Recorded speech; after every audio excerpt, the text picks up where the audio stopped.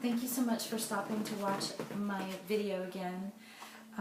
I wanted to give you a little bit more insight since I'm doing these Mindful Living Unwrapped journey story entries about myself. I feel like if I'm going to ask guests to share aspects of themselves that leave them vulnerable and unwrapped, I'm willing to do the same thing, and up to and including showing my booty. No, just joking.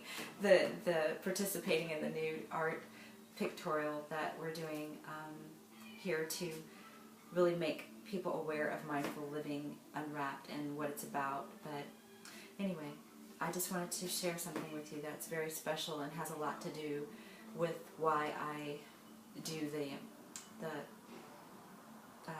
yes and no response with the finger testing. I had a really good friend named Carlette Bradley. She was my best friend. It was really cool how we met each other, and very synchronistic. Even though I wasn't awake and aware then, I was more in the religious cult-like experience, but we both were, actually. And that's just my own personal opinion of it. I'm not speaking for her.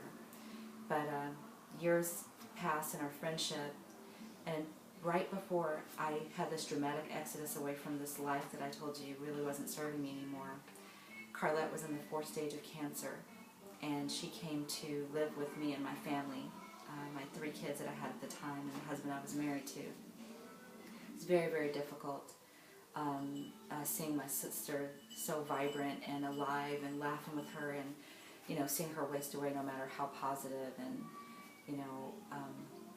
hopeful that she was. It was kind of taking over, and I was in denial. I didn't want to see that.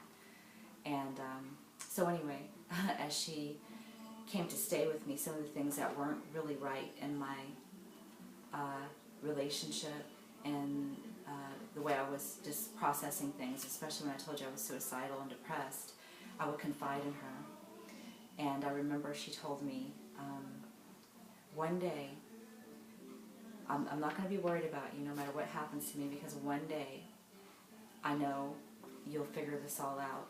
And if I could take one thing outside of my body before I pass, it would be the strength for you to do what makes you happy. And I mean, she blessed me with that wish, because she at least put it in my awareness. I wasn't even thinking, make yourself happy first. I wasn't even thinking that way, but she could see it clearly. Probably anybody could, but I was in a severe depression and just conditioned to be a people pleaser.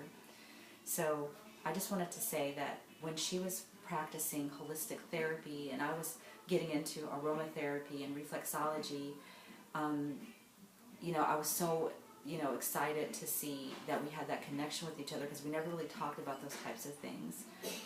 But she got this book, and it talked about muscle testing and how you can get your yes and no answer by putting pressure on your index finger and using your middle finger and asking for your yes, and when it's strong, that is your yes. Asking for a no when you can't, hold it up strong, that's your no.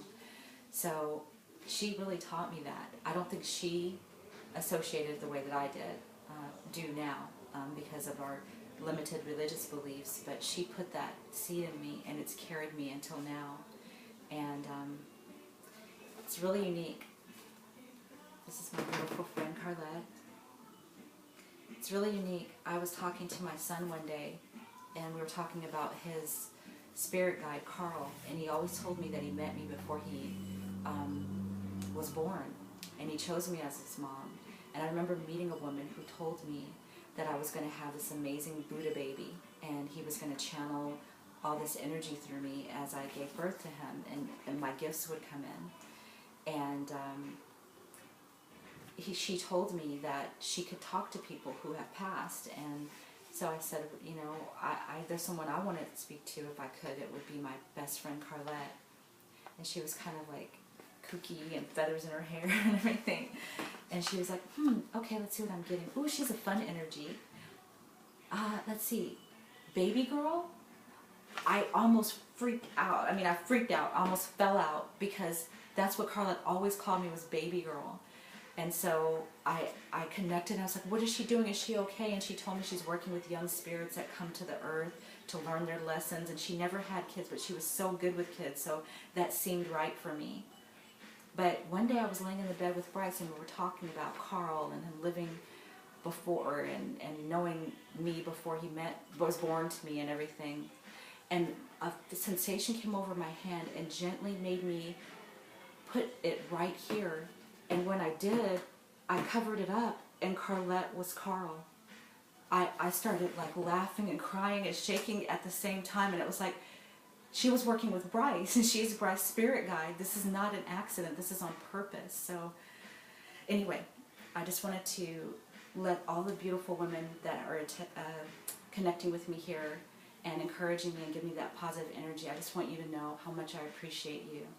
And we're meeting on purpose. I had an experience with Pebbles here on Facebook module, and she said something to me, I said something to her, and she said she had 4 miracle meetings just today, and I said synchronicity, and she said it sure is, because as soon as you said the word synchronicity, I was watching a program and that word popped up. So all I'm saying is live alive, be happy no matter what, and be the love you want to see in the world, and see what happens. I'm sending you light and love. Namaste.